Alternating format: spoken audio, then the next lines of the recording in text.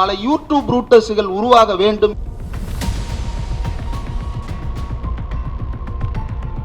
விஜய் பாதுகாவலரான்னு பேச வந்துட்டு ஏன் இதை பேசுறேன்னு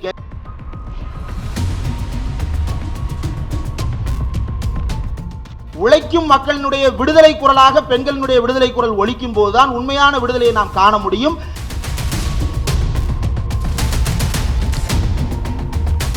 வேலையை குறைக்க சொல்லி போராடுவதே எங்களுடைய உடலின் மீது நீங்கள் நிகழ்த்துகின்ற, எங்களுடைய உழைப்பின் மீது நிகழ்த்துகின்ற சுரண்டலை தடுக்கத்தான்.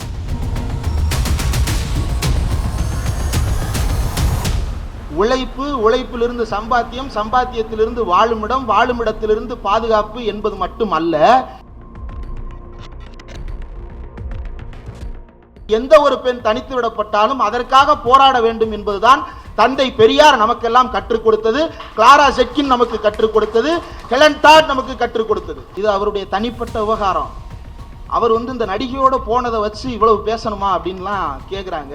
இப்போ அதற்கு தான் நாம் இந்த பதில் சொல்றோம். நான் வெளிநாட்டிலிருந்து வந்த மணமகள், எனக்கு இங்கு தங்கிக் கொள்வதற்கு தனித்த வீடு கிடையாது. 26 ஆண்டு காலமாக இந்த நபரை பராமரித்துக் கொள்வதையும், அவர் வீட்டு வேலைகள் செய்வதையும், அவருடைய பிள்ளைகளுக்கு தேவையான சவரட்னைகளை செய்து கொடுப்பதற்காகவுமே நான் என்னுடைய வாழ்க்கையை அர்ப்பணித்து விட்டேன். நான்லாம் கலைஞரை யாராவது தாத்தான்னு கூப்பிட்டாலே டென்ஷன் ஆவேன். கலைஞர் எதுக்குடா தாத்தான்றீங்க? இப்ப பெரியார் தானடா தாத்தா ரேஞ்சில் வச்சிருந்தோம், கலைஞர் அப்பா ரேஞ்சில் தான்டா வச்சிருந்தோம். இல்ல இப்ப முதல்வர் அப்பான்னு கூப்பிடுறதுனால வேற வழி இல்லாம கலைஞரை டேய் ஏனாண்டா அப்படின்னு சொல்றேன். இந்த நிகழ்ச்சியை ஒருங்கிணைத்திருக்கின்ற யூடியூப் ரூட்டர்ஸுக்கு முதல்ல அனைவரின் சார்பிலும் வாழ்த்துக்களை தெரிவித்துக் கொள்ள கடமைப்பட்டிருக்கிறோம். முதல்ல நோக்க உரையாற்றுவதற்கு முன்னாலேயே அறிமுகத்தின் போது வழக்கமாக கருத்தரங்கம் நடத்துவது, பேசுவது, சங்கிகளை, RSS ஆபத்துகளை அம்பலப்படுத்துவது, சீமான் வகைராக்களை தோலுரிப்பது, எது ஆபத்து எது சரி என்பதை விளக்குவது என்று கருத்தரங்கம் தானே நடத்துவீர்கள், ஏன் வாசிப்பு அப்படின்ற கேள்வி வந்ததாக சொன்னார்கள். வாசித்ததால் தான் இந்த அம்பலப்படுத்தல்கள் எல்லாம் நடந்தது. அந்த வாசிப்பை இன்னும் பலரும் தொடர்ந்து செய்து பல யூடியூப் ரூட்டர்ஸ்கள் உருவாக வேண்டும் என்பதற்காக யூடியூப் ரூட்டர்ஸ் இந்த வேலையை செய்கிறார். ஏன் அப்படின்னா ஒரு 8-9 வருஷம் இருக்கும்னு நினைக்க தெரியல, எனக்கு ஆண்டுகள் தெரியல.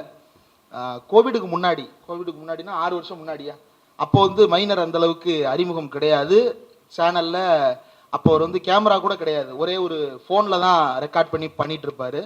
அப்போ பார்க்கும்போது முதல்ல ஆரம்பத்தில் பார்க்கும்போது யாரு இந்த ஒரு இளைஞர் இப்படி தொடர்ந்து திராவிட இயக்க வீடியோக்கெல்லாம் போட்டுட்டு இருக்கிறாரு அப்படின்னு. ஏன்னா அந்த காலகட்டம் நமக்கு எல்லாருக்கும் தெரியும், இன்ஃப்ளூயன்சர் மார்க்கெட்டிங் அப்படின்றது ரொம்ப பிரபலமாக இருந்த காலம். யூடியூப் ரூட்டர்ஸ் எல்லாம் வர்றதுக்கு முன்னாடி யாருன்னா பொழுதுபோக்கு அரசியல் பேசுவான்னா மதன் கௌரி பேசுவாரு அப்படின்பாங்க. மதன் கௌரி பேசுவாரு, அரசியல் பேசுவாருன்னு மட்டும் சொல்லாதீங்க, மதன் கௌரி பேசுவாருன்னு வேணா சொல்லுங்கன்ற அளவில் இருக்கும்.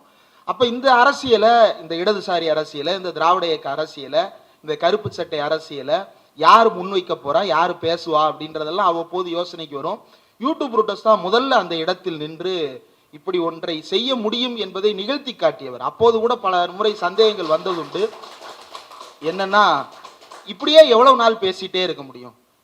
ஒரு கட்டத்தில் எல்லாத்தையும் பேசி முடிச்சிட மாதிரி ஆயிருமே, புதுசா பேச முடியாம போயிருமே அப்படின்லாம் ஆரம்பத்தில் யோசித்தது உண்டு. ஆனா அதற்கு பிறகு அவரோடு இணைந்து பயணிக்க ஆரம்பித்தது. நான் சொன்னேன் இல்லையா, பல யூடியூப் ரூட்டர்ஸ்கள் உருவாக வேண்டும் என்பதற்காக அவர் உழைக்கிறார் அப்படின்னு. அப்படி அவரால் உருவாக்கப்பட்ட பல பேர்ல நானும் ஒருவர் அப்படின்றத நான் உறுதியாக சொல்லுவேன். ஏனென்றால் சமூக வலைதளங்களை பொறுத்தவரையில கொலாபரேஷன்றது ரொம்ப முக்கியம். நீங்க ட்விட்டரா இருக்கட்டும், இன்ஸ்டாகிராமா இருக்கட்டும், ஃபேஸ்புக் அது ஒரு வேறு வகையான ஒரு உலகம். ஆனால் ட்விட்டர்லையும் இன்ஸ்டாலையும் கொலாபரேஷன் ரொம்ப முக்கியம். ஃபேஸ்புக்கில் ஷேர் அந்த அளவுக்கு கை கொடுக்காது. ஆனால் இன்ஸ்டாலையும் ட்விட்டரில் ரீபோஸ்ட் அல்லது கோட் ட்வீட்டுன்றது பெரிய அளவுக்கு நம்மளுக்கு ஆடியன்ஸை அப்படியே இன்டர்சேஞ்ச் பண்ணிக்கும். அப்போ அப்படி ட்விட்டருக்குள்ளே வரும்போது, ஏன்னா நான்லாம் ரொம்ப ரீசெண்டாக தான் ட்விட்டரில் என்ட்ரி ஆனேன். நான் ஒரு விஷயத்தை போடுறேன் அப்படின்னா அதை அவர் ஏற்கனவே போட்டிருப்பார், அல்லது என்னை விட ஆழமாக கூட தெரிந்திருக்கும். ஆனால் இந்திரா இதை சொல்லி இருக்கிறாரு பாருங்க அப்படின்றத கோட் பண்ணி போடுறது இருக்குல்ல, அது அவ்வளவு சாதாரணமாக நடக்காது ட்விட்டரில். அதை அவ்வளவு இயல்பான, எனக்குன்னு மட்டும் இல்லை, ஒரு பெரிய ஈகோ சிஸ்டம் இன்னைக்கு பில்ட் ஆகிருக்குது அப்படின்னா அந்த ஈகோ சிஸ்டத்தை உருவாக்கியதில் யூடியூப் ரூட்டர்ஸ் மைனருக்கு ஒரு பெரிய பங்கு இருக்கிறது. அதே வேலையை இப்போது அவர் வாசிப்பு தளத்திலும் செய்ய போகிறார். பல பேர் நினைக்கலாம் இவங்கெல்லாம் என்ன வாசிப்பாங்க, இவங்க பேசிக்கிட்டே தான் இருப்பாங்க அப்படின்னு நினைக்கலாம்.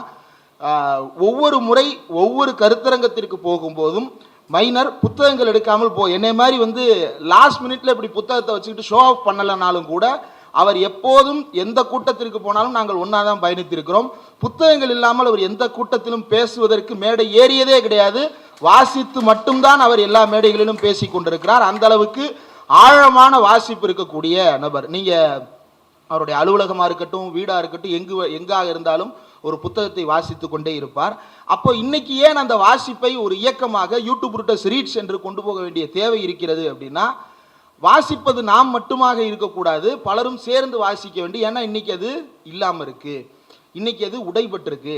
எந்த அளவுக்கு உடைபட்டிருக்கு அப்படின்னா, இன்னைக்கு என்ன நாள் அப்படின்றத நம்ம யோசிச்சு பார்க்கணும். இன்றைக்கு சர்வதேச மகளிர் தினம். உலகத்தில் பல சர்வதேச தினங்கள் கொண்டாடப்படுவது உண்டு. அதில் நிறைய தினங்கள் வந்து யுனைடெட் நேஷன்ஸின் மெயின் ஆர்கனைசேஷனோ அல்லது யுனைடெட் நேஷன்ஸினுடைய கிளை அமைப்புகளோ ஏதோ ஒரு விழாவை அறிவிச்சிருப்பாங்க, அது உலக அளவில் கொண்டாடப்படும். அல்லது யாராவது ஒரு நாடு அதை இனிஷியேட் பண்ணியிருப்பாங்க. ஆனால் அப்படி அல்லாமல் மற்ற தினங்களுக்கெல்லாம் இல்லாத பெருமை இந்த 2 தினங்களுக்கு உண்டு. ஒன்று மே 1 உழைப்பாளர் தினம், இன்னொன்று இந்த மார்ச் 8ஆம் தேதி சர்வதேச அளவில் நடத்தப்படுகின்ற சர்வதேச பெண்கள் தினம். ஏனென்றால் இது எல்லாம் மக்களிடமிருந்து உருவான தினங்கள், மக்களே உருவாக்கிய தினங்கள். இப்போ மார்ச் 8ஆம் தேதி என்ன பண்றாங்கன்னு ஊருக்குள்ள போய் பார்த்தோம்னா, கோல போட்டி நடத்துறான், ஓவிய போட்டி நடத்துறான். ஓவிய போட்டி கூட ஓகே, கோல போட்டி ஒரு பக்கம் கலை சார்ந்து இருக்கிறதே அப்படின்னு நீங்க யோசிக்கலாம். ஆனால் இந்திய சமூகத்தில் கோலம் என்பது கலை சார்ந்ததாக அல்ல, அது பெண்ணோடு மட்டும் தொடர்புடையதாக. ஒரு ஆண் வீட்டு வாசல்னு கோலம் போடுறத நீங்க பார்க்கவே முடியாது. அவன் எப்ப பண்ண ஆரம்பிக்கிறான்னா, பொங்கல் அப்ப கூட சேர்ந்து ரங்கோலிக்கு கொஞ்சம் கலர் பூசணும்னா இன்ஸ்டால அது ஒரு ட்ரெண்டா போனா மட்டும் ஆண் அந்த இடத்துல பிரசன்ட் ஆவானே தவிர, மற்ற இடங்கள்ல வந்து இந்த கோலம் போடுறது மாதிரியான இடங்கள்ல வந்து ஆண் உட்கார்றது கிடையாது.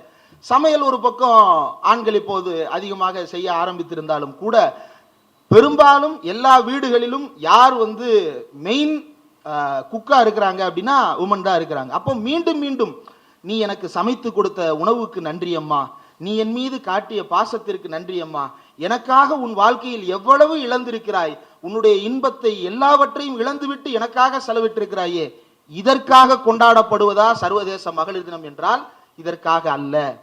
சர்வதேச மகளிர் தினம் எதற்காக கொண்டாடப்படுகிறது என்றால், இதுவெல்லாம் பேசப்படவே கூடாதா என்றால், ஒரு விஷயத்தை தொடங்கும் போது ஒரு நோக்கத்தோடு தொடங்கி இருக்கும். ஆனா பிறகு பல விஷயங்களை அவங்கவுங்களுக்கு ஏற்றாப்புல நம்ம மாடிஃபை பண்ணிக்கிறது தான் மனித இயல்பு. அப்ப அப்படி அம்மாவுடைய தியாகத்தை பலரும் பேசுகிறார்கள் என்றால் அது அவர்களுடைய தனிப்பட்ட உரிமை சார்ந்தது. ஆனால் கிளாரா ஜெட்கின் 1910ஆம் ஆண்டு கோப்பன்ஹேகனில் நடந்த மாநாட்டில் சர்வதேச அளவில் பெண்களுக்காக ஒரு தினம் வேண்டும் என்று அவர் கேட்டபோது அவர் முன்வைத்த நோக்கம் என்ன என்பதை இன்றைக்கு நாம் பேச வேண்டிய தேவை இருக்கிறது. விஜய் பாதுகாவலரான் பேச வந்துட்டு ஏன் இதை பேசுறேன்னு கேட்காதீங்க, இதிலிருந்து தான் நாம் இன்றைக்கு பேச முடியும் அப்படின்னு நினைக்கிறேன். ஒருவேளை ரொம்ப நேரம் ஆச்சுன்னா சீட்டு கொடுத்துருங்க, நேரம் தெரியாது இந்த மாதிரி பேச ஆரம்பிச்சிட்டேன்னா அதனால. ரைட். அப்போ கிளாரா ஜெட்கின் பேசும்போது சர்வதேச பெண்கள் மாநாட்டில், சோசலிச பெண்கள் மாநாட்டில் பேசும்போது அவர் தான் முதல்ல முன்வைக்கிறார் சர்வதேச அளவுல நமக்கு சர்வதேச அளவுல பெண்கள் தினம் வேணும் அப்படின்னு சொல்லிட்டு. அப்ப கிளாரா ஜெட்கினுக்கு முன்னாடி வேற யாருமே பண்ணலையா அப்படின்னா, அதற்கு முன்னாடி ஒரு நாட்டில் இந்த பெண்கள் தினம் என்பது கொண்டாடப்பட்டது. இதே மார்ச் 8ஆம் தேதி பெண்கள் தினம் எங்கு கொண்டாடப்பட்டது என்றால் யுனைடெட் ஸ்டேட்ஸ் ஆஃப் அமெரிக்காவில் கொண்டாடப்பட்டது. எப்ப அப்படின்னா 1908ஆம் ஆண்டு வாரி சிஸ்டர்ஸ் அப்படின்றவங்க ஒரு புரொட்டஸ்ட முன்னெடுக்கிறாங்க. எதற்காக அப்படின்னா விமன் சஃப்ரேஜ் அப்படின்றதுக்காக, அதாவது பெண்களுக்கான வாக்குரிமை மற்றும் சம உரிமைகளுக்கான போராட்டத்தை அவங்க முன்னெடுக்கிறாங்க. பெண்களுக்கான வேலை வாய்ப்பில் இருக்கக்கூடிய வேலையில் இருக்கக்கூடிய பெண்களுக்கான உரிமைகளை மீட்பதற்காக அவங்க போராட்டத்தை முன்னெடுக்கிறாங்க. ஏன் அவங்க 1908 மார்ச் 8 அந்த போராட்டத்தை செய்யறாங்க அப்படின்னா, அதற்கு 51 ஆண்டுகளுக்கு முன்பு 1857ஆம் ஆண்டு மார்ச் 8ஆம் தேதி டெக்ஸ்டைல் இண்டஸ்ட்ரியில வேலை பார்க்கக்கூடிய பெண்கள் அனைவரும் அதே அமெரிக்காவில் மிகப்பெரிய போராட்டத்தையும் ஆர்ப்பாட்டத்தையும் செய்திருக்கிறார்கள். எதற்காக அப்படின்னா வாக்குரிமைக்காகவும் அவர்களுடைய மனித உரிமைகளுக்காகவும் அவர்களுடைய தொழில் உரிமைகளுக்காகவும் அவர்கள் போராடி இருக்கிறார்கள். அப்ப அதை நினைவு கூறும் வகையில வாரி சிஸ்டர்ஸ் என்ன பண்றாங்க, 1908 நடத்துறாங்க. அதற்கடுத்து 1909-10 நடக்கிற மாநாட்டில் கிளாரா ஜெட்கின் அந்த தினத்தை முன்வைத்து சர்வதேச அளவில் இதை நாம பிரபலப்படுத்தணும், பெண்களுக்கான உரிமைகளை வென்றெடுப்பதற்கான தினமாக இந்த தினத்தை நாம வைத்திருக்கணும். அப்ப பெண்களுக்கான உரிமை என்றால் எது பெண்களுக்கான உரிமை என்று பேசும்போது அவர் ரொம்ப திட்டவட்டமாக வரையறுப்பது என்னவென்றால், உழைக்கும் பெண்களுடைய விடுதலை தான் உண்மையான பெண் விடுதலை அப்படின்றது. ஏன்னா பெண்களுக்குள்ளேயே இன்னைக்கு நம்ம பார்க்கிறோம். யூடியூப் மைனர் பேசும்போதும் சொன்னாரு, ரவுத்ரா பேசும்போதும் சொன்னாங்க. என்ன சொன்னாங்கன்னா, அந்த மாநாடு நேற்று ஒரு கருத்தரங்கமா என்ன அறிவிப்பு தினமா ஏதோ ஒன்று பண்ணாங்க தாவேக்காவிலிருந்து. முடிச்சுட்டு வெளியே வரும்போது சில பெண்கள் பேசுறாங்க இல்லையா, என்ன பேசுனாங்க? ஊர்ல யாரும் வச்சிருக்காததையா எங்க அண்ணன் வச்சிருக்கிறாரு, ஊர்ல எந்த ஆம்பளையும் பண்ணாததையா எங்க அண்ணன் பண்ணிட்டாரு. அதுக்கு முன்னாடி ஒரு சின்ன குழந்தை பேசு இல்லையா, என்ன பேசு? கூட்டுறவன் 4 பேரை வச்சிருக்கிறான், குப்பை அள்ளுறவன் 10 பேரை வச்சிருக்கிறான், காசு வச்சிருக்கிறவன் எத்தனையோ பேரை வச்சிருக்கிறான், எங்க அண்ணன் யாரை வச்சிருந்தா உனக்கு என்னன்னு பேசுறாங்க இல்லையா. இதையும் பெண்கள் தானே பேசுறாங்க. அப்ப எது பெண்களின் குரல், எது பெண்களின் உரிமை சார்ந்தது, எது பெண்களினுடைய முன்னேற்றம் சார்ந்தது அப்படின்றத யார் வரையறுக்க போகிறார்கள் அப்படின்னா, ஆணாகிய நாமா என்றால் கிடையாது. அதை பெண்களே தான் வரையறுத்திருக்கிறார்கள். அந்த வகையில் தான் கிளாரா ஜெட்கின் ரொம்ப தெளிவாக சொல்லுகிறார். லிபரல் மனநிலை கொண்டவர்களாக நாம் இதை அணுகுகிறோமா? கிடையாது. அல்லது சந்தர்ப்பவாதிகளாக நாம் இதை அணுகுகிறோமா? கிடையாது. உழைக்கும் மக்களினுடைய விடுதலை குரலாக பெண்களினுடைய விடுதலை குரல் ஒலிக்கும் போதுதான் உண்மையான விடுதலையை நாம் காண முடியும். இந்த முதலாளித்துவ பொருளாதாரத்திற்கு எதிராக நாம் எப்போது நம்முடைய போரை முடுக்கி விடுகிறோமோ அப்போதுதான் நம்முடைய விடுதலை சாத்தியப்படும் என்று கிளாரா ஜெட்கின் தொடங்கி வைத்தது இன்றைக்கு வரைக்கும்.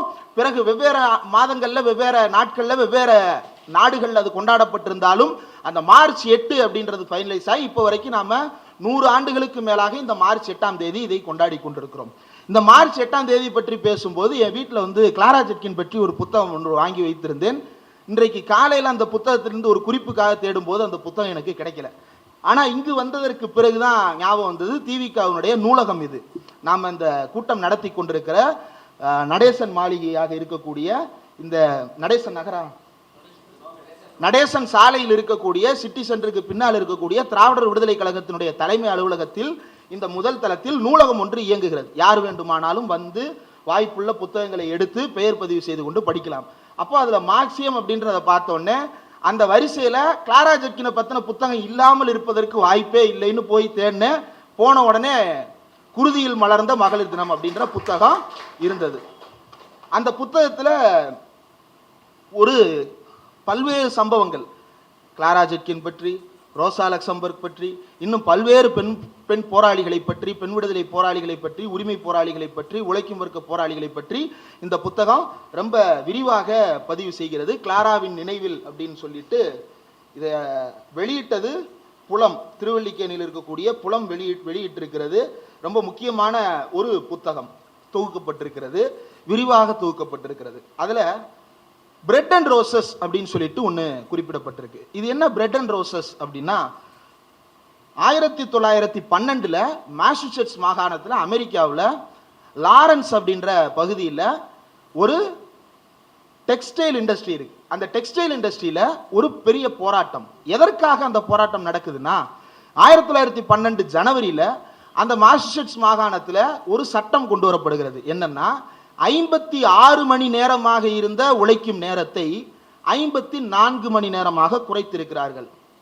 இப்போ ரொம்ப வரவேற்கத்தக்கதாச்சு. இதுக்கு எதுக்கு போராடுறாங்கன்னா, 54 மணி நேரமாக குறைத்தவுடன் அவர்களுடைய சம்பளத்தையும் அந்த 2 மணி நேரத்தை விட அதிகமான சம்பளம் குறைக்கப்பட்டிருக்கிறது. அப்போ வேலையை குறைக்க சொல்லி போராடுவதே எங்களுடைய உடலின் மீது நீங்கள் நிகழ்த்துகின்ற, எங்களுடைய உழைப்பின் மீது நிகழ்த்துகின்ற சுரண்டலை தடுக்கத்தான். அப்போ இதை இன்னும் கூடுதல் சுரண்டலாக மாற்றும் வகையில் சம்பளத்தை குறைப்பது என்பது அராஜகமானது என்று 1912 ஜனவரியில் தொடங்கி மார்ச் மாதம் வரை தொடர்ந்து போராட்டங்கள் நடைபெறுகிறது. அந்த போராட்டத்தில் ஹெலன் டாட் அப்படின்ற பெண்மணி 1910 ஹெலன் டாட் அப்படின்ற பெண்மணி அந்த போராட்டத்தில் ஒரு உரை ஒன்றை நிகழ்த்துகிறார். அந்த உரை ரொம்ப பிரபலமானதாக மாறுகிறது. அதில் தான் அவர் என்ன சொல்றாருன்னா, we want bread but roses too, we want bread but roses too, எங்களுக்கு பிரெட்டும் வேணும், அதே நேரத்தில் ரோஜா பூக்களும் வேண்டும் அப்படின்னு அவர் சொல்றார். இதை வைத்து பெரிய புரட்சிகர பாடல் ஒன்றே எழுதப்படுகிறது. அந்த பாடலினுடைய தமிழ் மொழிபெயர்ப்பு இதில் இருக்கிறது, அதை வாசிக்கிறேன். அழகான நாளன்று நாங்கள் அணிவகுக்கும் போது ஆயிரக்கணக்கான இருட்டு சமையல் அறைகளும் சாம்பல் நிறத்தில் ஓங்கி நின்ற இயந்திரங்களும் ஒரு திடீர் சூரியனின் பிரகாசத்தால் உணர்வுகள் பெருக்கெடுத்து பாடுகின்ற எங்களை கேட்கின்ற மக்களுக்காக bread and roses, bread and roses. நாங்கள் அணிவகுத்து கொண்டே நல்ல நாட்களை கொண்டு வருவோம். பெண்கள் எழுவதென்றால் இனமே எழுந்ததாக பொருள். இனி அடிமைத்தனமும் இல்லை, சோம்பேறிகளும் இல்லை. ஒருவன் அமைதியாக இருக்கும் இடத்தில் 10 பேர் மட்டுமே உழைப்பதும் இல்லை. இனி வாழ்வின் மகிழ்ச்சியை மட்டுமே பங்கிட்டுக் கொள்வதே இருக்கும். Bread and roses, bread and roses. இது ஒரு கவிஞர் எழுதுறார். அதற்கு பிறகு கவிஞர் ஏன் அதை எழுதுறாருன்னா, ஹெலன் டாடனுடைய அந்த ஃபேமஸான உரை, we want bread but roses too. அப்ப பிரெட்னா என்ன, ரோசஸ்னா என்ன? வழக்கமாக இன்றைக்கு நாம ரோஸ் அப்படின்றதுக்கு பின்னாடி ஒரு ஐடியாவை திணிச்சு வச்சிருக்கோமே நம்முடைய பொது புத்தியில. அந்த அடிப்படையில் தான் அவர் அந்த ரோஸை சொன்னாரா அப்படின்னா, அவர் அந்த உரையில் ரொம்ப தெளிவாக சொல்கிறார். Not at once but women in the mothering element. Women is the mothering element in the world and her vote will go toward helping forward the time when life's bread, which is home, shelter and security. உணவு, உடை, பாதுகாப்பு இவையெல்லாம் சார்ந்தது bread அப்படின்னும், and the roses of life என்ன, music, education, nature and books shall be the heritage of every child that is born in the country in the என்று அந்த உரை தொடர்கிறது. அதாவது ரோசஸ் என்ற ஒரு குறிப்பிடுவது இந்த உலகில் வெறுமன உழைப்பு, உழைப்பிலிருந்து சம்பாத்தியம், சம்பாத்தியத்திலிருந்து வாழுமிடம், வாழுமிடத்திலிருந்து பாதுகாப்பு என்பது மட்டும் அல்ல. இந்த உலகத்தில் இருக்கக்கூடிய இயற்கையும் எங்களுக்கானது, இந்த உலகத்தில் இருக்கக்கூடிய இசை எங்களுக்கானது, இந்த உலகில் இருக்கும் கல்வி எங்களுக்கானது. இவையும் எங்களுக்கு வேண்டும். நாங்கள் எல்லாருக்கும் வாக்குரிமை கேட்கிறோம் என்றால், பெண்களுக்கான வாக்குரிமை கேட்கிறோம் என்றால், எங்களுடைய வேலை வாய்ப்பை பாதுகாத்துக் கொள்வதற்காக மட்டுமல்ல, எங்களுடைய உரிமையை பாதுகாத்துக் கொள்வதற்காக நாங்கள் இந்த போராட்டத்தை நடத்தி கொண்டிருக்கிறோம் என்று விமன் சஃப்ரேஜ் தொடர்பாக அவர் பேசிய அந்த உரை ரொம்ப முக்கியமானது. இந்த ஏன் இங்கே மேற்கோள் காட்டுகிறேன் என்றால், இன்றைக்கு ஒரு பெண்ணுக்கு பிரெட்டும் மறுக்கப்பட்டிருக்கு, ரோசஸும் மறுக்கப்பட்டிருக்கு. இந்த பிரெட்டும் மறுக்கப்பட்டு ரோசஸும் மறுக்கப்பட்டு எந்த ஒரு பெண் தனித்து விடப்பட்டாலும் அதற்காக போராட வேண்டும் என்பதுதான் தந்தை பெரியார் நமக்கெல்லாம் கற்றுக் கொடுத்தது, கிளாரா ஜெட்கின் நமக்கு கற்றுக் கொடுத்தது, ஹெலன் டாட் நமக்கு கற்றுக் கொடுத்தது. இதுதான் நம்மை இயக்குகின்ற அடிப்படை. இந்த அடிப்படையில் இருந்துதான் நாம் இந்த நடிகரை விமர்சிக்கின்றோம். நீ என்ன செய்து கொண்டிருக்கிறாய், இந்த நாட்டுக்கு என்ன முன்னுதாரணத்தை காட்டிக் கொண்டிருக்கிறார் என்பதை நாம் இந்த இடத்திலிருந்து தான் கேள்வி கேட்கிறோமே தவிர, அவர் யாரோடு தொடர்பு வைத்திருக்கிறார் என்பதிலிருந்தோ, அவர் யாருடன் வெளியுலகில் பிரவேசிக்கிறார் என்பதிலிருந்தோ நாம் இந்த விவகாரத்தை அணுக வேண்டியது இல்லை. உடனே சிலர் கேள்வி கேட்பார்கள், இது அவருடைய தனிப்பட்ட விவகாரம், அவர் இந்த நடிகையோடு போனதை வச்சு இவ்வளவு பேசணுமா அப்படின்லாம் கேட்குறாங்க. இப்போ அதற்கு தான் நாம் இந்த பதில் சொல்கிறோம். அந்த மனைவி 2 மனு தாக்கல் செஞ்சிருக்கிறாங்க நீதிமன்றத்தில் அந்த நடிகருக்கு எதிராக. 2 மனுவிலும் அவர் குறிப்பிட்டிருப்பது, முதல்ல அவர் குறிப்பிட்டது என்ன, ரெண்டாவது அவர் குறிப்பிட்டது என்ன அப்படின்னா, நான் வெளிநாட்டிலிருந்து வந்த மணமகள், எனக்கு இங்கு தங்கிக் கொள்வதற்கு தனித்த வீடு கிடையாது, 26 ஆண்டு காலமாக இந்த நபரை பராமரித்துக் கொள்வதையும், அவர் வீட்டு வேலைகள் செய்வதையும், அவருடைய பிள்ளைகளுக்கு தேவையான சவரட்னைகளை செய்து கொடுப்பதற்காகவுமே நானுடைய வாழ்க்கையை அர்ப்பணித்து விட்டேன். எனக்கென்று தனிப்பட்ட முறையில் எந்த சம்பாத்தியத்தையும் இந்த 26 ஆண்டுகளில் நான் சேமித்து வைக்கவில்லை. என்னுடைய உழைப்பு சுரண்டப்பட்டிருக்கிறது. நான் இப்போது பிரிவு கேட்கிறேன். இந்த பிரிவு வரை, இந்த பிரிவு எனக்கு வழங்கப்படுகின்ற வரை நான் இப்போது இருக்கக்கூடிய வீட்டிலேயே வசித்துக் கொள்வதற்கான உரிமை எனக்கு மறுக்கப்படுகிறது என்று கோர்ட்டின் படி ஏறி நிற்கிறார். அதற்கு முன்பு அவர் என்ன மனு தாக்கல் செய்திருந்தார், அந்த வீட்டில் எனக்கு வாழுவதற்குண்டான சூழல் பறிக்கப்பட்டிருக்கிறது. அவர் ரொம்ப தெளிவாக சொல்லி இருக்கிறார், படிப்படியாக எனக்கு வழங்கப்பட்ட உரிமைகள் அனைத்தையும் முடக்கிவிட்டு என்னுடைய சுதந்திரமான நடமாட்டத்தை தடை செய்து எனக்கு வழங்கப்பட்டிருந்த பொருளாதார விஷயங்களை எல்லாம் பறித்து கொண்டார்கள் என்று அந்த பெண் பட்டியலிடுகிறார் என்றால், அவருடைய பிரெட்டும் மறுக்கப்பட்டிருக்கு, அவருடைய ரோசஸும் மறுக்கப்பட்டிருக்கு. அப்ப சங்கீதாவுக்கு மறுக்கப்பட்ட பிரெட்டுக்காகவும் ரோசஸுக்காகவும் பேசுவது நம் எல்லோருக்கும் கடமை. இது யாரோ ஒருவருக்கு நடந்திருந்தால் பேசுபொருளாகாமல் போயிருக்கும். நடிகர் என்பதால் பேசுகிறீர்களா என்றால், ஆம் அவர் நடிகர் என்பதால் பேசுகிறோம். ஆம் அவர் பொது வாழ்க்கையில் ஈடுபட்டவர் என்பதால் பேசுகிறோம். ஏன், அவர் பொது வாழ்க்கையில் தன்னை முன்னுதாரணமாக காட்டிக் கொள்பவராக மாறி இருக்கிறார். இந்த உலகில் எந்த பிரச்சனை என்று அவரிடம் சொன்னாலும், நான் ஆட்சிக்கு வந்தால் தீர்த்து விடுவேன், நான் வந்தால் தீர்த்து விடுவேன் என்று எல்லாவற்றிலும் தன்னையே முன்னிலைப்படுத்தி கொண்டிருக்கிறார். உங்களை நீங்களே எல்லாவற்றிலும் முன்னிலைப்படுத்தும் போது இந்த பெண்களுக்கான பாதுகாப்பை உத்தரவாதப்படுத்துவதில் அல்லது பெண்களுக்கான அச்சுறுத்தலை தராமல் இருப்பதில் உங்களுடைய பங்கு என்னவாக இருக்கிறது என்பதை யோசித்து பாருங்கள் என்பதை நாம் திருப்பி கேள்வி கேட்க வேண்டிய இடத்தில் தான் நாம் இருக்கிறோம். பொதுவாக இந்த க்ரூமிங் அப்படின்றது ரொம்ப கவனிக்க வேண்டிய விஷயம். அபியூஸ் எங்க நடந்தாலும் அந்த அபியூஸுக்கு முன்னாடி ஒரு க்ரூமிங் ப்ராசஸ் ஒன்று நடக்கும். என்னன்னா, இப்போ ஒரு குழந்தைய இது பண்ணுறாங்க அப்படின்னா, உங்கள் அப்பா அம்மாட்ட சொல்லி கொடுத்துருவேன், உங்கள் அப்பா அம்மா என்னோட ஃப்ரெண்ட்ஸு, அவங்கள்ட்ட போய் நான் உன்னை பற்றி தப்பாக சொல்லிடுவேன், நீ இப்படிலாம் பண்ணன்னு அவங்கள்ட்ட சொல்லிடுவேன்னு அந்த குழந்தைய மிரட்டினா என்ன செய்யும்?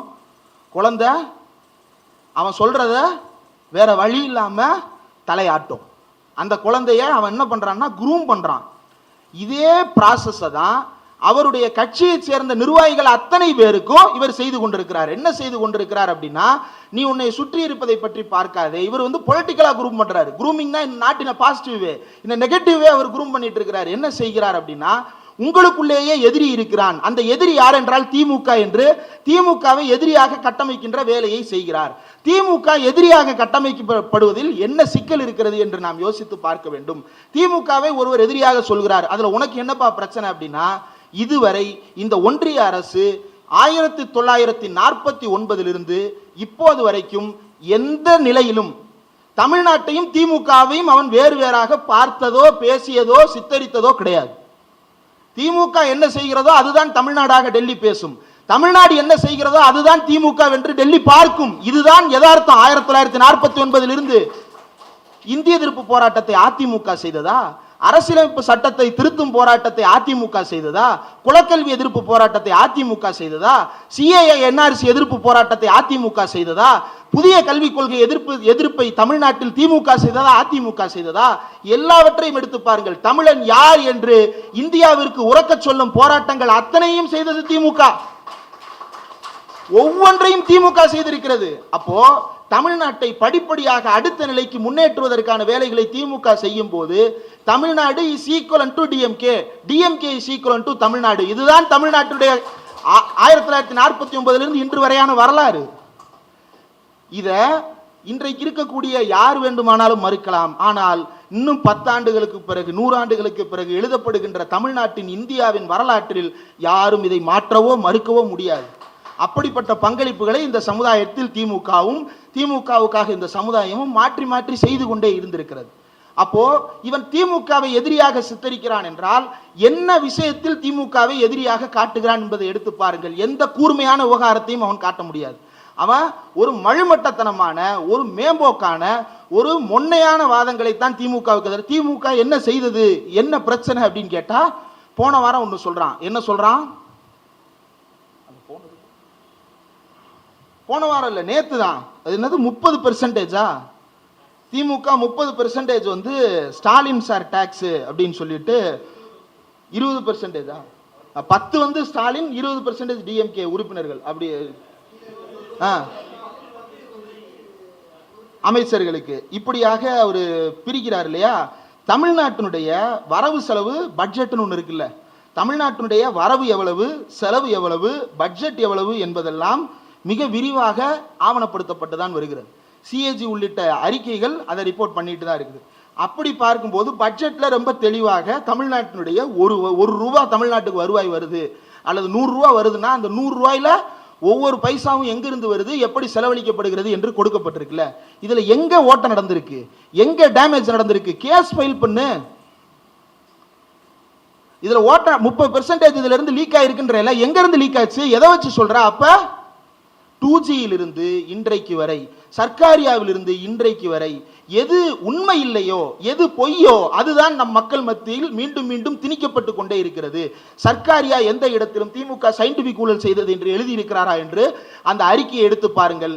எந்த இடத்திலும் அப்படி ஒரு வார்த்தையே இல்லை. எறும்பு தின்று விட்டது என்று கலைஞர் சொன்னாரா என்று எடுத்து பாருங்கள். அப்படி ஒரு வார்த்தையை கலைஞர் எந்த காலத்திலும் சொன்னதில்லை. இது எல்லாவற்றையும் தாண்டி நேற்று டிபேட்ல ஒன்று சொல்றான். விஜய் இந்த மாதிரி ஒரு நடிகையோட போறாரு.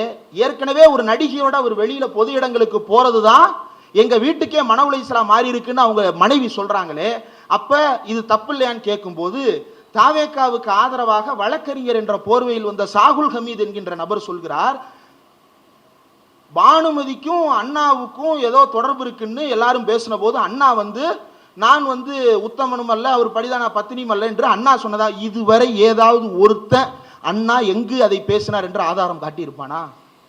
அண்ணா தன் வாழ்நாளில் பேசிய அனைத்தும் ஆவணப்படுத்தப்பட்டிருக்கிறது. அவருடைய பேச்சுக்கள், அவருடைய எழுத்துக்கள், அவருடைய பேட்டிகள், அவருடைய தனிப்பட்ட உரையாடல்கள் எல்லாமே ரெக்கார்டட். எதுவுமே அன்ரெக்கார்டட் கிடையாது. தமிழ்நாட்டில் திராவிட இயக்க வரலாற்றில் நீங்க 2-3 தலைவர்களுக்கு மட்டும் பொய்யே சொல்ல முடியாது. ஒன்னு தந்தை பெரியார், இன்னொன்னு அண்ணா, இன்னொருத்தர் கலைஞர். இந்த 3 பேருடைய வாழ்வும் இன்ச்சு பை இன்ச்சு ரெக்கார்டட். அவங்களால மட்டும் இல்ல, சுற்றி இருக்கிற அனைவராலும் அது எல்லாமே ரெக்கார்டடா மாறி இருக்கு. ஆனா சொல்லாத ஒன்றை சொன்னதாக நேற்று பொய் சொல்றான். கேட்டா அண்ணா எங்களுக்கும் தலைவர்ன்றான். அண்ணா எங்களுக்கும் தலைவர் என்று சொல்ற ஒருத்தன் அண்ணா இப்படி பேசினாருன்னு டிபேட்ல சொல்றானே, ஏன் அதை சொல்றான்னா அவன் ரொம்ப தெளிவா வச்சிருக்கிறான். அண்ணாவை ஒரு கருவியாக பயன்படுத்தி கொள்வது, எப்படி அம்பேத்கரை ஒரு கருவியாக பயன்படுத்தி கொண்டு பாஜக தன்னை தலித்துகள் மத்தியில் பிரபலமானவராக மாற்றிக்கொள்ள முயற்சி செய்கிறதோ, அண்ணாவை தன்னுடைய ஒரு டூல் கிட்டாகத்தான் அவன் பயன்படுத்திக் கொள்கிறானே தவிர அண்ணா இந்த ட்ரூ சென்ஸ் அவன் அண்ணாவை மதிப்பது கிடையாது. சரி, இதுல பெண்கள் பாதுகாப்பு பற்றி நம்ம பேசணும். இப்ப இந்த பெண்கள் பாதுகாப்பு அப்படின்னு வரும் பொழுது பெண்களுக்கான சூழல், பெண்களுக்கான பாதுகாப்பு, ஒரு சிலர் ஆண் விற்பனையாளர்களுக்கு ஆண் எடையாளர், ரேஷன் கடையில விற்பனையாளர் ஒருத்தர் உட்கார்ந்துருப்பாரு, எடையாளர் ஒருத்தர் எடை போடுவாரு. ஆண் விற்பனையாளருக்கு ஆண் எடையாளர், பெண் விற்பனையாளருக்கு பெண் எடையாளர் அப்படின்னு சொல்றாரு. இது எதுக்குன்னு கேட்டோம்னா பாதுகாப்பு அப்படின்னு சொல்றான். சரி, ரேஷன் கடையை பூட்டிட்டு அந்த பெண் எந்த வழியா வீட்டுக்கு போவாங்க? அந்த ரோட்டு வழியா தானே போவாங்க. அங்க ஆம்பளையே இருக்க மாட்டானா? அப்ப அதை என்ன செய்வ? இதை நம்ம கேட்ட உடனே நம்ம என்ன கேட்கிறோம்? ரேஷன் கடையில ஏன்பா இப்படி ஆண் பெண்ன்றதை 2ஆ பிரிக்கிற? என்ன அடிப்படையில? வேலை வாய்ப்பு அல்லது வேலை சூழல்ல ஒரு மாற்றத்தை நிகழ்த்துறோம்னா அதுக்கு ஒரு பேஸ் இருக்கணும்ல, ஒரு டேட்டா இருக்கணும்ல, அல்லது ஏதோ ஒரு அடிப்படை இருக்கணும்ல, ஒரு தியரி இருக்கணும்ல, ஒரு பிராக்டிஸ் இருக்கணும்ல. எதுவுமே இல்லாம ஆண் விற்பனையாளருக்கு ஆண் எடையாளர், பெண் விற்பனையாளருக்கு பெண் எடையாளர்ன்ற ஒன்றை சொல்றியே ஏன் அப்படின்னு கேட்டா, அவன் நேற்று ஒருத்தன் ட்வீட் போட்டிருக்கிறான். என்ன தெரியுமா? 2 ரேஷன் கடை இன்சிடென்ட் எடுத்துக்கிட்டு, இங்க பார், ஒரு ரேஷன் கடையில பொருள் வாங்க வந்த சிறுமியை அந்த ரேஷன் கடை விற்பனையாளர் இப்படி செய்து விட்டார், இன்னொன்னு ரேஷன் கடை விற்பனையாளர் ஒருவர் எடையாளரை இப்படி பண்ணிட்டாரு அப்படின்னு 2 டேட்டாவை எடுத்து போடுறான். தமிழ்நாட்டில் இருக்கக்கூடிய இல்ல, இந்தியா முழுக்க இருக்கக்கூடிய எல்லா பணியிடங்கள்லையுமே ஆணுக்கும் பெண்ணுக்கும் இடையிலான இந்த பாலியல் பிரச்சனைகள் அல்லது பெண்களின் மீது நிகழ்த்தப்படுகின்ற பாலியல் ஒடுக்குமுறைகள் என்பது எல்லா இடத்துலையும் இருக்கு. அப்ப நீ முன்வைக்கிற தீர்வு என்ன? ஆம்பளையும் பொம்பளையும் பெர்மனண்டா பிரிச்சு வச்சிட்டோம்னா பிரச்சனையே வராது. இது பாதுகாப்பான சூழலை உருவாக்குமா என்றால் இல்ல, டேபுவான சூழலை உருவாக்கும். கேர்ள்ஸ் ஸ்கூலுக்கான தேவை வேற, ஆனா பாய் ஸ்கூலுடைய சூழல் எப்படி இருக்குன்னு நமக்கு தெரியும். பாய் ஸ்கூல்ல படிச்சவனுக்கு தெரியும். பெண்களை பற்றின டாக்ஸ் அவன் 12ஆம் கிளாஸ் முடிக்கிற வரைக்கும் பீரியட்ஸ்னா என்னன்னே தெரியாம 12ஆம் கிளாஸ் முடிச்சு வெளியே வருவான். அதுக்கப்புறம் அவன் காலேஜுக்கு போய் அதே டேபுவான மைண்ட் செட்டோட தான் உட்கார்ந்துருப்பான். அங்க ஒரு கேர்ள் ஃப்ரெண்ட் வரும், அவ தான் பொட்டனிலே அடிச்சு ஒன்று திருத்துவா, இல்லை அப்படின்னா இவன் திருந்த மாட்டான் அப்படின்னு சொல்லிட்டு இவன் கழட்டி விடப்படுவான். இவன் தான் அடுத்து singles are not able to mingles அப்படின்னு சொல்லி சுத்திட்டு இருப்பான். அது வேற. இந்த டேபுவான மைண்ட் செட் இருக்குல்ல, இதுதான் பெரிய ஆபத்து. இந்த டேபுவான ஒன்று இயல்பிலேயே அவன் ஒரு பிரெடேட்டராவோ அல்லது இன்னொருத்தரின் மீது ஒரு பாரசைட்டாவோ இருக்கக்கூடியவனா இருக்கிறான்னா அது வேற, உளவியல் ரீதியா. ஆனா இந்த சூழல் அவனுக்கு தப்பு தப்பா கத்து கொடுத்து தப்பு தப்பா அவனே கத்துக்கிட்டு ஒன்று வச்சிருக்கிறான்ல, மண்டைக்குள்ள ஒன்று வச்சிருக்கிறான்ல தப்பு தப்பா, இதை தானே மாத்தணும். அதனாலதான் பெண் உரிமைக்காக போராடுகின்ற அத்தனை பேரும் ஆரம்ப கல்வி முதல் ஆராய்ச்சி கல்வி வரை நாம் பாலின சமத்துவத்தை கற்பிக்க வேண்டும் என்பதை திரும்ப திரும்ப குரலாக வைக்கிறாங்க. நீங்க எந்த இயக்கத்தை சேர்ந்தவங்களான எடுத்துங்க, செங்கொடி இயக்கமாக இருக்கட்டும், கருப்பு கொடி இயக்கமாக இருக்கட்டும், நீலக்கொடி இயக்கமாக இருக்கட்டும், யாராக இருக்கட்டும், அதில் பெண்ணுரிமைக்காக பேசுகின்ற அத்தனை பேரும் வலியுறுத்துவது ஆரம்ப கல்வி முதல் ஆராய்ச்சி கல்வி வரை அடிப்படை பாலியல் சமத்துவத்தை கற்றுத்தருவதுதான் ஒரே தீர்வு என்று சொல்லும் போது, ஆணையும் பெண்ணையும் பிரித்து வைத்தால் தீரும் என்று ஒருவன் பேசுகிறான் என்றால் அவன் பிற்போக்கிலும் பிற்போக்கான தற்குறியாக இல்லாமல் வேறு எப்படி இருப்பான்? இதைதானே நாம கேட்கிறோம். அப்ப அவன் ஒரு அபியூசரா இருக்கிறது மட்டும் இல்லாம சுத்தி இருக்கிற எல்லாரையும் அபியூசராவே அவன் நினைச்சிட்டு இருக்கிறான். நம்முடைய அம்மாக்கள் அரசு அலுவலகங்கள்ல ஆண்களோட வேலை பார்க்கறாங்க, நம்முடைய அப்பாக்கள் அரசு அலுவலகங்கள்ல பெண்களோட வேலை பார்க்கறாங்க. நம்முடைய அம்மாக்கள் எல்லாம் அபியூஸ் ஆயிட்டாங்களா அல்லது அப்பாக்கள் எல்லாம் அபியூஸ் பண்ணிட்டே இருக்கிறாங்களா? அப்ப ஆங்காங்கே நடக்கக்கூடிய அல்லது பரவலாக இப்படி ஒன்று நடக்கிறது என்றால் அதை களைவதற்கு தான் சிசிடிவி மாதிரியான விஷயங்களை பேசுறோம். அவன் பேசுனதுலே ஒரே உருப்படியான விஷயம் சிசிடிவி வைப்பேன், லைட்டு போடுவேன்னு சொன்னது. வாழ்த்துக்கள்.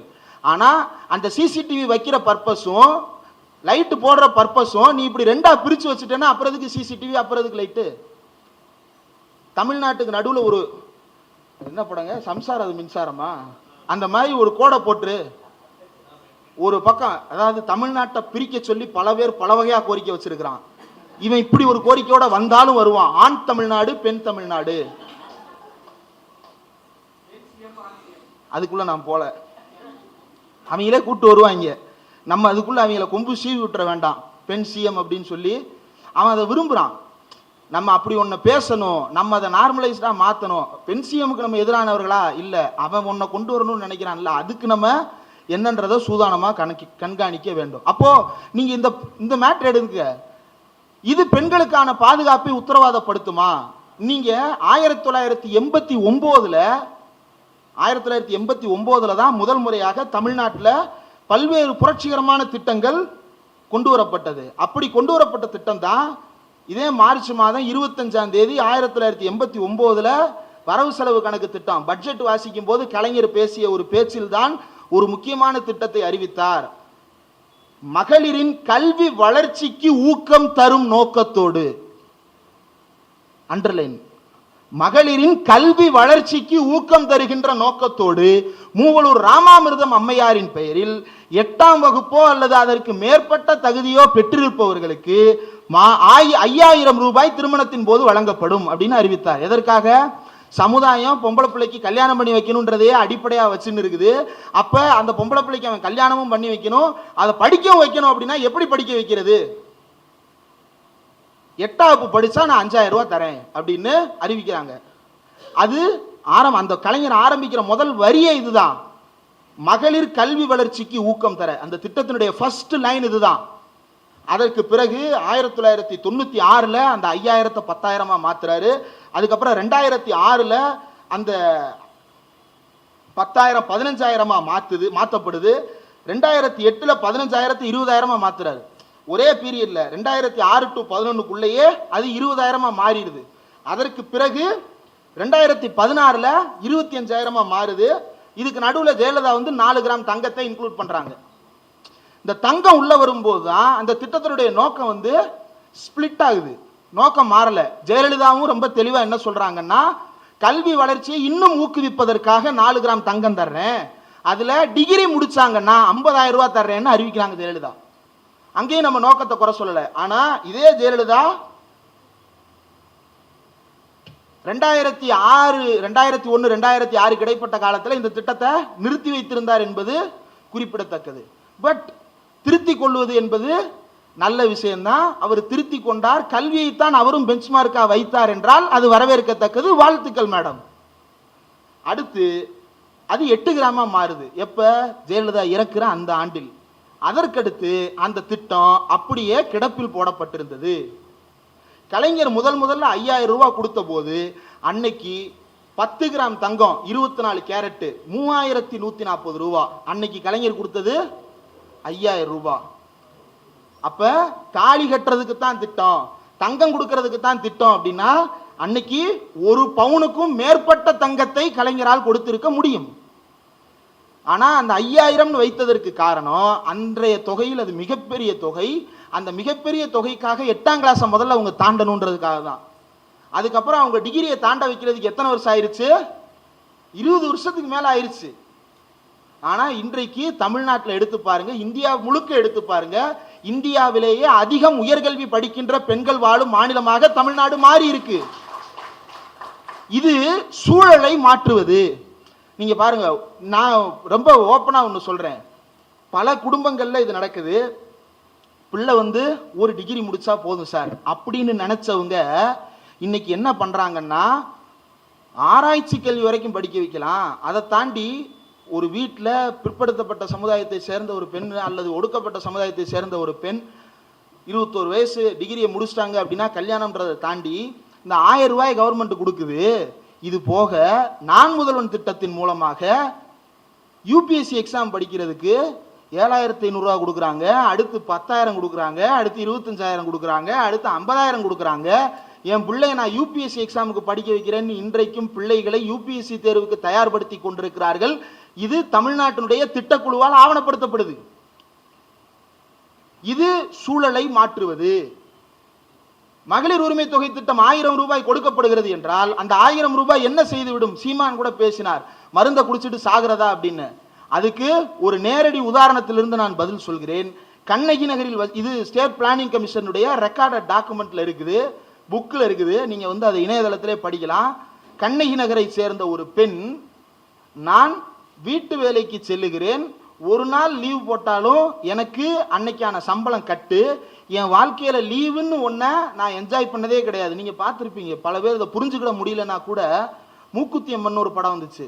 அந்த படத்துல அக்கா படிக்க வச்சிருக்க மாட்டாங்க. அந்த அக்கா வீட்டில் சமைச்சுக்கிட்டே இருப்பா. இவன் சாமி வந்ததுக்கு அப்புறம் உங்க அக்காவுக்கு என்ன வேணும்னு கேளு, நான் நிறைவேற்றி தர்றேன் அப்படின்னு சொல்லிட்டு சாமி மூலமா வரம் கேட்கறதுக்காக போயிருப்பான். அதுல நமக்கு உடன்பாடு இருக்கோ இல்லையோ, அந்த பெண் சொன்னது ரொம்ப முக்கியமானது. அந்த படத்துல சொல்லியிருப்பாங்க, நான் காலையில 6 மணிக்கு சமைக்க ஆரம்பிச்சா திருப்பி நைட்டு வரைக்கும் சமைச்சுக்கிட்டே இருக்கேன். என் வாழ்க்கையில நான் ஒரு நாள் கூட ஓய்வு எடுத்ததே கிடையாது, எனக்கு ஒரு நாள் லீவ் கிடைக்குமா அப்படின்னு அந்த பிள்ளை கேட்கும்ல. இதெல்லாம் இந்த வாழ்க்கையை பார்க்காத ஒருத்தருக்காக நான் சொல்றேன் இந்த உதாரணத்தை. அந்த கண்ணகினர்ல இருக்கிற அம்மா சொல்றாங்க, நான் ஒரு நாள் கூட லீவ் எடுக்க முடியாது, எடுத்தா எனக்கு சம்பளம் போயிடும், எனக்கு உடம்பு சரியில்லைனாலும் நான் ஆஸ்பத்திரிக்கு போக முடியாது, என் பிள்ளைக்கு உடம்பு சரியில்லைனாலும் அந்த பிள்ளைய நான் ஆஸ்பத்திரிக்கு கூட்டிட்டு போக முடியாது, நான் ஒவ்வொரு நாளும் வேலைக்கு போனா தான் எனக்கு சம்பாத்தியம். ஆனா இந்த 1000 ரூபாய் வந்ததுல இருந்து நான் மாசத்துக்கு 3 நாள் லீவு போட்டு ஒரு நாள் பீச்சுக்கு போறேன், ஒரு நாள் பிள்ளைகளோட சந்தோஷமா இருக்கேன், ஒரு நாள் நிம்மதியா தூங்குறேன். இது வாழும் சூழலை மாற்றி அமைப்பது, அவர்களுக்கான ஒரு சின்ன வெளிச்சத்தை திறந்து தருவது. அது மட்டுமல்ல, அந்த பெண்ணுக்கு பேருந்து போக்குவரத்து இலவசமாக கட்டணம் இல்லாமல் ஆக்கப்பட்டதற்கு பிறகு, நீங்க தமிழ்நாட்டில் தான் இதுவும் இருக்கிறது, நான் நம்ப தான் வேணும். என்னன்னா, நம்ம அரசு மருத்துவமனைகள் எல்லா இடத்துலையும் இருக்கு, கிட்டத்தட்ட ஒரு 2-3 தெருவுக்கு ஒருக்க பிரைமரி ஹெல்த் சென்டர் தமிழ்நாட்டில் எல்லா இடங்கள்லையும் இருக்கு. ஏதோ ஒரு வகையில் அரசு மருத்துவ நிவாரண மையத்தை ஏதோ ஒரு இடத்துல நம்ம கண் பார்வையில் வச்சுக்கிட்டே தான் இருக்குது. நம்ம என்ன நினைக்கிறோம், எல்லாரும் ஏதோ ஒரு ஹாஸ்பிட்டலுக்கு போயிடுவாங்க அப்படின்னு நினைக்கிறோம், போயிட்டு தான் இருக்கிறாங்க. ஆனா பஸ்ஸுக்கு செலவு பண்ணணுன்ற காரணத்தினால நாங்க இதுவரைக்கும் ஒரு நாள் கூட ஆஸ்பத்திரிக்கு போனதே இல்லை. நான் முதல் முறையாக மருத்துவமனைக்கு எந்த விதமான கட்டணமும் கொடுக்காம நான் பஸ்ல ஏறி போயிட்டு வந்தேன், இப்ப என் உடம்ப நான் நல்லபடியா பாத்துக்கிறேன்னு ஒரு அம்மா சொல்றாங்க. இது பார்த்து பார்த்து பெண்களுடைய வாழ்க்கையில் மாற்றத்தை ஏற்படுத்துவதற்கான திட்டம். அப்ப இவர் சொல்றத நாம எப்படி எடுத்துக்கிறது? அவர் 1000 ரூபாய் 2500 ரூபாய் தர்றேன்றாரு. 1000 ரூபாய்க்கு அந்த அம்மா 3 நாள் லீவ் போடுறாங்கன்னா 2500 ரூபாய்க்கு ஒரு வாரம் ஃபுல்லா லீவ் போடலாமே அப்படின்னு மேம்போக்காக யோசிப்பதற்கு ரொம்ப ஈஸியா இருக்கும். ஆனா பொருளாதார கண்ணோட்டத்தோடையும் இந்திய சூழல்லையும் ஒன்றிய மாநில உறவுகள் அடிப்படையிலையும் நாம் இந்த திட்டத்தை யோசிச்சு பார்த்தோம்னா, ஒவ்வொரு திட்டமும் சஸ்டைனபிளா இருக்கணும்.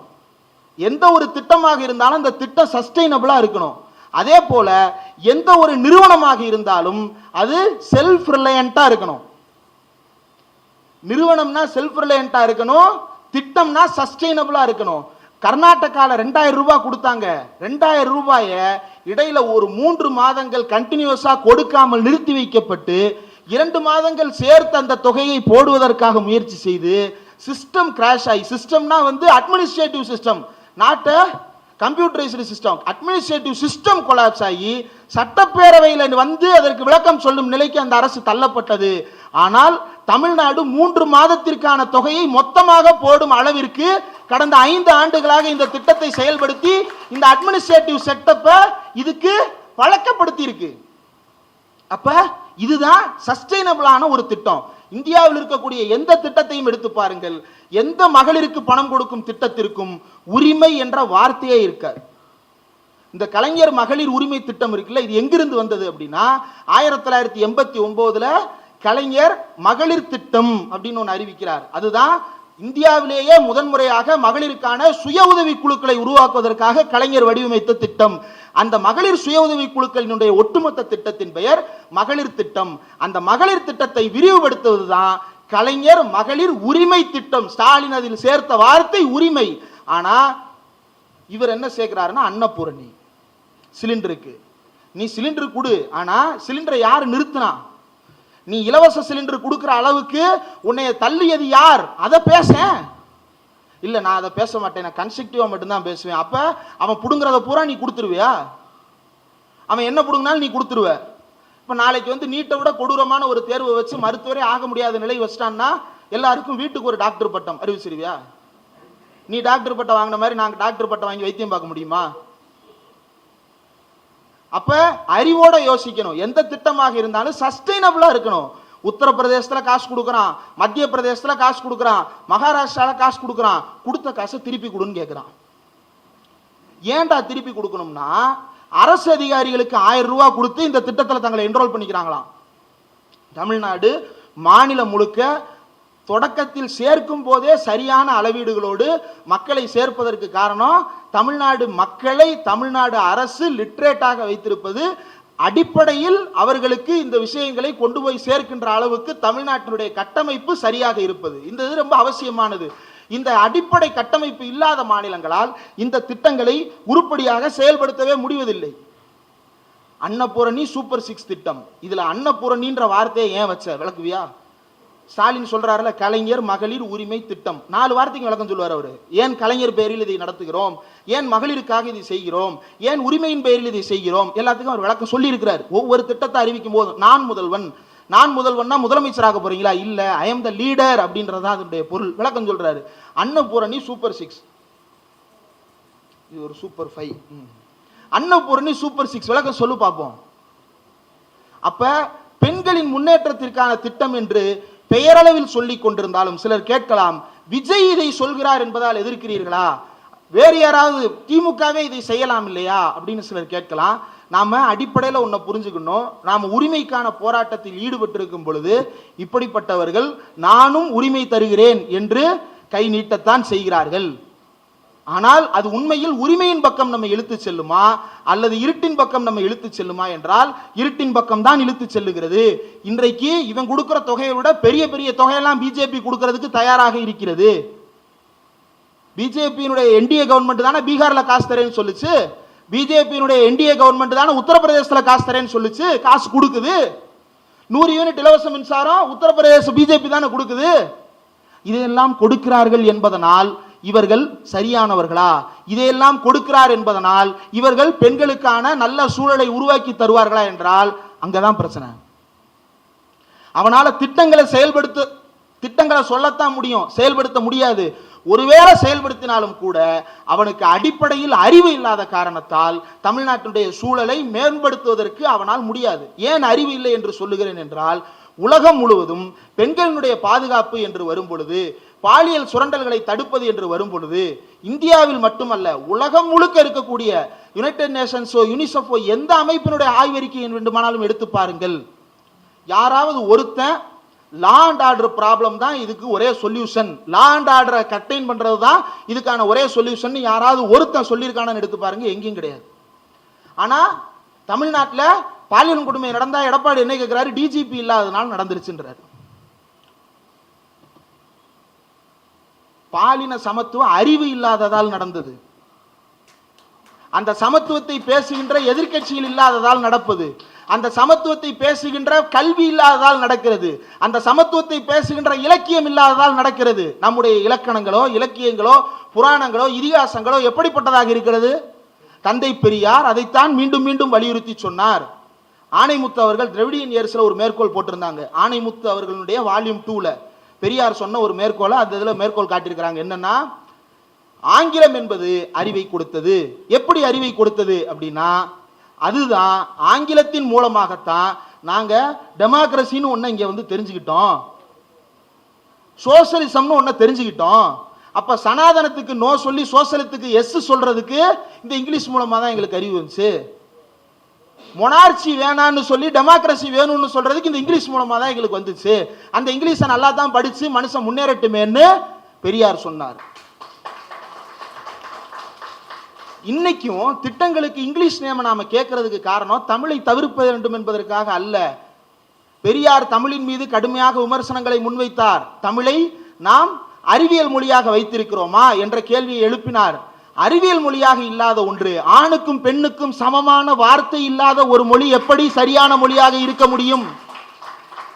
ஆங்கிலத்தை தகவமைச்சோம் இல்லையா? என்னன்னு வச்சோம்? சேர்மேன் இருந்துச்சு, அடுத்து சேர் உமன் போட்டோமா? இல்ல, ரெண்டையும் கட் பண்ணு, சேர் பெர்சன் பொது வார்த்தையாக மாற்ற முடியுது இல்ல? அப்ப தமிழ்ல அப்படியான மாற்றங்களை செய்ய முடியுமான்னா, கலைஞர் அதை செய்வதற்கான முயற்சிகளை தொடங்கினார். இன்றைக்கு நாம் தமிழ்ல அறிவியலை படிக்கிறோம், பொறியியலை படிக்கிறோம். தமிழ்ல இன்றைக்கும் பால் புதுமை சொற்களை கலைக்களஞ்சியமாக உருவாக்கி முதலமைச்சர் ஸ்டாலின் வெளியிட்டு வைக்கிறார். பெரியார் வச்ச கிரிட்டிசிசத்தினால மொழியை தூக்கி போடல தமிழ, அந்த கிரிட்டிசிசத்துக்கு எப்படி தமிழை சரியாக தகவமைக்க வைப்பது என்பதை பற்றி யோசித்தான். அப்ப ஏன் மொழியை மாத்தணும்? பெண் விடுதலை பேசும்போது ஏன் மொழியை பற்றி பேச வேண்டும் என்றால், அதுதான் ரொம்ப சாதாரணமா தமிழை வசையவே பெண்ணுக்கு எதிரான வார்த்தைகளை, பெண்ணின் வார்த்தைகளை மட்டும்தானே வசையாகவே பயன்படுத்த சூழல் இருக்கு. அப்ப இதை சாதாரணமாக மாற்ற முடியுமா என்றால், அடிப்படையிலிருந்து மாற்றங்கள் நிகழ வேண்டும். நல்ல இலக்கியங்களை கொண்டு வந்து சேர்க்க வேண்டும். மகாபாரதம் கற்பிக்கப்பட்ட இடத்தில் சிலப்பதிகாரத்தை வைத்து மாற்ற வேண்டி இருக்கிறது. ஏன்? மகாபாரதத்துல ஒரு பெண்ணுக்காக என்னென்னவெல்லாம் செய்ய வேண்டும் என்று சொல்லிக் கொண்டிருக்கிறான். இங்கே ஒரு பெண் என்னென்னவெல்லாம் செய்தால் தெரியுமா என்று சிலப்பதிகாரத்தை தூக்கி நிறுத்தியதற்கான காரணம் இந்த பண்பாட்டு மாற்றத்தை உருவாக்குவதற்காகத்தான். இப்படி அடிப்படையில் ஏன் திருக்குறளை சொல்லிக் கொடுக்கிறோம்? ஏன் அடிப்படையில் திருக்குறளை எல்லா இடங்களிலும் கற்றுக் கொடுத்து கொண்டே இருக்கிறோம்? அது திருக்குறளை காமத்துப்பால் சொல்லிக் கொடுக்கிறோமா? நீத்தார் பெருமையை சொல்லிக் கொடுக்கிறோமா? அறிவை சொல்லிக் கொடுக்கிறோம், சமத்துவத்தை சொல்லிக் கொடுக்கிறோம், பிறப்புக்கும் எல்லா உயிர்க்கும் என்ற தத்துவத்தை சொல்லிக் கொடுக்கிறோம். இந்த அடிப்படையில் தான் சமுதாயத்தில் மாற்றங்களை கொஞ்சம் கொஞ்சமாக திராவிட இயக்கம் நிகழ்த்தி கொண்டிருக்கிறது. ஆனால் இந்த மாற்றங்களை எல்லாம் ஏதோ மேம்போக்காக சில திட்டங்களை அறிவிச்சிட்டோம்னா இதெல்லாம் மாறிடும்னு ஒருத்தன் பேசுறான்னா அது ஆபத்தானது. அப்படி பெரியார் படத்தை வச்சிருக்கான்றதுக்காக ஓகே சொல்லணும் அப்படின்னா, பெரியார் படத்தை வச்சுட்டு சாதி சங்கம் கூட நடத்துறான். அவனுக்கு என்ன சொல்றது? அப்ப அம்பேத்கர் பேரை வச்சிருக்கிற எல்லாரும் ஏத்துக்கணும்னா, பாஜக காரன் தான் அம்பேத்கருக்கு பெரிய பெரிய சிலை வச்சிருக்கிறான், ஏத்துக்கிட முடியுமா? அப்போ நல்ல திட்டங்களை பேசுகிறார் என்பதற்காக மட்டும் ஒருவரை ஆதரிக்க முடியாது. நல்ல தலைவர்களின் படங்களை வைத்திருக்கிறார் என்பதால் மட்டும் ஆதரிக்க முடியாது. நல்ல அறிவு வைத்திருக்கிறானா இல்லையா என்பதை பார்த்துத்தான் ஒருவரை ஆதரிக்க முடியும். பெண்களுக்கு எதிரான வன்கொடுமைகளை தடுப்பதற்கு இந்த சனாதனத்தை ஒழிப்பேர் என்று சொல்லாத ஒருவன் பெண்களுக்கு விடிவை தரவே முடியாது, பாலியல் சுரண்டலை தடுக்கவே முடியாது. இந்த சனாதன சூழலை பாதுகாக்கின்ற ஒருவன் தான் நான் அதை செய்வேன் இதை செய்வேன் என்று சொல்லிக்கொண்டு சனாதனத்தை பற்றி பேசவே மாட்டான். தன்னுடைய வீட்டில் அந்த சூழலைத்தான் விஜய் என்கின்ற இந்த நபர் உருவாக்கி வைத்திருக்கிறார். ஆக விஜயை பற்றி பேசுவது என்பது அது அவருடைய தனிப்பட்ட விவகாரத்தை பற்றி பேசுவது என்பது அல்ல. அது இந்த தமிழ்நாட்டில், இந்த இந்தியாவில், இந்த உலகத்தில் நாம் ஒவ்வொன்றையும் கொண்டாடுகிறோம், ஒவ்வொன்றை தவிர்க்கிறோம் என்றால் ஏன் தவிர்த்தோம், ஏன் கொண்டாடினோம் என்பதையெல்லாம் யோசித்து ஆராய்ந்து தெளிவாக தமிழன் எடுக்க வேண்டிய முடிவு இந்த நடிகர்களை ஓட ஓட விரட்ட வேண்டும் என்பதுதான். அதற்கு ஒரே ஒரு உதாரணத்தை சொல்லி முடிக்கிறேன். இன்றைக்கு இந்த நிகழ்ச்சிக்கு வருவதற்கான தயாரிப்பு பணிகளில் ஈடுபட்டிருந்த போது ஒரே ஒரு சட்டமன்ற குறிப்பை பார்க்க நேர்ந்தது. அது என்னவென்றால், பெண்களுக்கு சொத்தில் சம உரிமை என்கின்ற சட்டம் தமிழ்நாட்டில் இயற்றப்பட்டது இல்லையா? 1989 மே மாதம் 6ஆம் நாள் அந்த சட்டம் சட்டப்பேரவையில் நிறைவேற்றப்பட்டது. அந்த விவாதம் நடைபெற்ற போது தோழர் பாப்பா உமாநாத், கம்யூனிஸ்ட் கட்சி உறுப்பினர், சட்டப்பேரவையில் பேசுகிறார். என்ன பேசுகிறார் என்றால், கலைஞர் கொண்டு வந்த இந்த திட்டத்திற்கு நன்றி சொல்லி பேசுகிறார். அன்றைக்கு காங்கிரஸ்காரர்கள் என்ன பேசினார்கள் என்றால், அதாவது பெண்களுக்கு காசை பிரிச்சு கொடுத்துடலாம், நகையை பிரிச்சு கொடுத்துடலாம், நிலத்தை பிரிச்சு கொடுக்கறது சரி வராதுங்க. ஏங்க சரி வராது? ஏன்னா அப்பா ஊர்ல விவசாயம் பண்ணுவார், மகன் அடுத்து அந்த ஊர்ல விவசாயம் பண்ணுவான், பொண்ணு வேற ஊருக்கு போயிருமே, அந்த நிலத்தை வச்சு அந்த பிள்ளை என்ன பண்ண போகுது? அது சரி வராதுங்க. அதனால மக்கள் கருத்து கேட்போம் அப்படின்னு சொல்லிட்டு சொல்லும்போது பாப்பா உமாநாத் அவர்கள் தெளிவாக நின்று பதிலடி கொடுத்தார். என்னன்னா, சரி பொம்பளை பிள்ளை வேற ஊருக்கு போகுது, உன் மையன் நாளைக்கு படிச்சு முடிச்சுட்டு வேற வேலைக்கே போக மாட்டானா, அல்லது ஊருக்குள்ள உனக்கு சவரட்னம் பண்ணிக்கிட்டே உட்காந்துருப்பானா? அப்ப வெளியூருக்கு போன மகன்களுடைய நிலத்தை பூரா அரசாங்கத்திட்ட திருப்பி ஒப்படைச்சிருவியா? என்ன மாதிரியான மனநிலை என்ற பேச்சு இது என்று பேசும்போது அவர் ஒன்று சொன்னாரு. இதே கோரிக்கையை, பெண்களுக்கு சொத்தில் சம உரிமை அளிக்கின்ற கோரிக்கையை முன்னாள் முதலமைச்சர், அதிமுகவின் முன்னாள் பொதுச் செயலாளர், ஏன்னா அப்ப மறைந்து விட்டார், எம்ஜி ராமச்சந்திரன் அவர்களிடம் வைத்த போது அவர் கடைசி வரை இப்படி ஒரு சட்டத்தை சட்ட முன்வடிவை கொண்டு வருவதற்கான எந்த முயற்சியும் எடுக்கவில்லை. ஆனால் ஆட்சிக்கு வந்த மாத்திரத்தில், முன்வடிவை கொண்டு வந்து மாத்திரத்தில் இந்த சட்டத்தை உடனடியாக நிறைவேற்றுவதற்கான முனைப்பை கலைஞர் இன்றைக்கு பேரவையில் வைத்து இந்த சட்டத்தை நிறைவேற்றி இருக்கிறார்.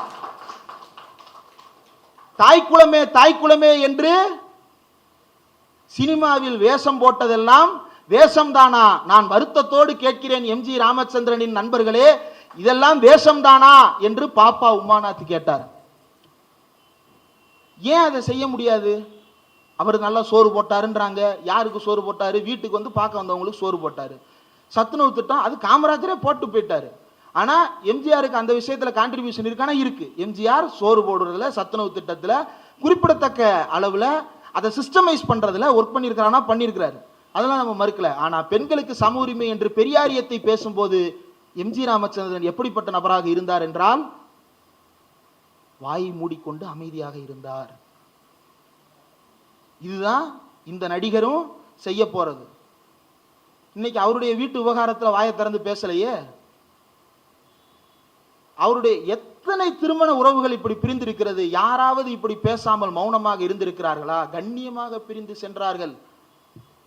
தனுஷ் கண்ணியமாக பிரிந்து சென்றார்.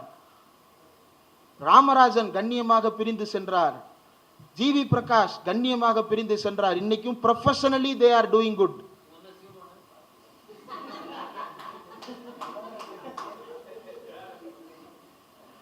இன்னொரு 1 மணி நேரம் பேசுவேன், பரவாயில்லையா? அப்படி நாம் கவனமாக இருக்க வேண்டியது இந்த போலிகளிடம்தான். தாய்க்குளமே தாய்க்குளமே என்று பேசுவன் எல்லோரும் தாய்க்குளத்திற்கு வேலை பார்க்க மாட்டான். உண்மையில் சிந்தனை தெளிவு உள்ள ஒருவன் தான் பெண்களுக்காக வேலை பார்ப்பான். அந்த சிந்தனை தெளிவு கொண்ட இயக்கமாக திமுக இருக்கிறது என்பதால் அதை ஆதரிக்கிறோமே தவிர, இந்த சிந்தனை தெளிவு இல்லை என்பதால் உன்னை ஓட ஓட விரட்ட பார்க்கிறோமே தவிர, உனக்கு எனக்கு எந்த வாக்கிய வரப்பு தகராறும் கிடையாது. ஆக மீண்டும் மீண்டும் பெண்களை சொத்தோடு சம்பந்தப்படுத்துபவனாக விஜய் மாறுகிறார். என்னடா இப்பதான் சொத்துரிமையை பத்தி பேசுன, சொத்தோட சம்பந்தப்படுத்துற பத்தி பேசுறீன்னு. பெண்களுக்கு சொத்தில் சம உரிமை கொடுப்பது அவங்க அப்பா அம்மா சம்பாதிச்சதுல இருந்து அவங்களுக்கான உரிமை. ஆனா சொத்து இருந்தாதான் பெண்ணுக்கு மரியாதை என்ற பார்வை இன்னொரு பக்கம். அதுதான் வரதட்சணை கொடுமை. நீங்க ஆரம்ப காலத்துல கிளாரா ஜெட்கின் பேசும்போது தான் சொன்னாங்க. எங்க 1910 இந்த கோப்பனேகன் மாநாட்டில் இதே தான் சொன்னாங்க. என்னன்னு, ஆஸ்திரியாவில் பெண்களுக்கு ஓட்டுரிமை இருக்கு, கனடாவில் இருக்கு, ஈரோப்பாவில் பல நாடுகளில் இருக்கிறது. ஆனால் சொத்து வைத்திருக்கும் பெண்களுக்கு தான் வாக்குரிமை என்று இருக்கிறது. சொத்து இல்லாவிட்டால் பெண் ஒன்றுமற்றவளா? அவளுடைய உழைப்பு, அவள் இந்த நாட்டில் வாழ்வதற்கான பிழைப்பு எதற்கும் மதிப்பில்லையா என்பதுதான் கேட்டது. அதுதான் அதனுடைய எக்ஸ்டென்ஷன் தான். இந்தியாவிலே அப்படிதான் இருந்துச்சு. சொத்திருப்பவர்களுக்கு தான் ஓட்டு என்பதுதான் இருந்தது. அதற்கு பிறகு யூனிவர்சல் அடல்ட் சஃப்ரேஜ்ன்றதை வச்சதுக்கு பிறகுதானே 21 வயது நிரம்பி அனைவருக்கும் ஓட்டு, அதுக்கப்புறம் 18 வயது நிரம்பி அனைவருக்கும் ஓட்டு என்றெல்லாம் நாம் பரிணமித்து வந்திருக்கிறோம். இன்றைக்கும் சொத்து இருந்தாதான் பெண்ணுக்கு மதிப்பு என்கின்ற புத்தி தான் நான் உனக்கு 8 கிராம் தங்கம் தர்றேன்னு. சொத்தெல்லாம் பிரச்சனை இல்லம்மா, பூர்வீக சொத்து இருந்தா இருக்கட்டும், இல்லைன்னா உனக்கு கல்விதான் மிகப்பெரிய சொத்து என்று கல்வியை தருவதற்காக புதுமை பெண் திட்டம் செயல்படுத்தப்படுகிறது, நான் முதல்வன் திட்டம் செயல்படுத்தப்படுகிறது. ஆக நாம விழுமியங்கள் உயர்ந்த விழுமியங்களாக மாற்றியமைத்துக் கொண்டு முன்னேறிய சமூகமாக போகும்போது மீண்டும் மீண்டும் நம்மை பிற்போக்கோடு கட்டி போடுவதற்கு அதிமுக என்று எம்ஜிஆரின் பெயரால் வருவார்கள், தாவேகா என்று இந்த நடிகர் விஜயின் பெயரால் வருவார்கள். விஜய் செத்தாலும் இன்னும் எதிர்காலத்தில் யாரோ ஒரு நடிகரின் பெயரால் நம்மை முகாம் போடுவதற்கு வருவார்கள். ஆனால் தமிழர்கள் மீண்டும் மீண்டும் ஏமாறுவதற்கு தயாராக இல்லை என்பதை ஏற்கனவே ரஜினிகாந்த் மேட்டரிலே காட்டிட்டோம். வேண்டாம் தம்பி, வரட்டும், பார்ப்போம். நல்ல நிகழ்ச்சியை ஏற்பாடு செய்த தோழர்களுக்கு நன்றி. உரையாடலில் பேசுவோம்.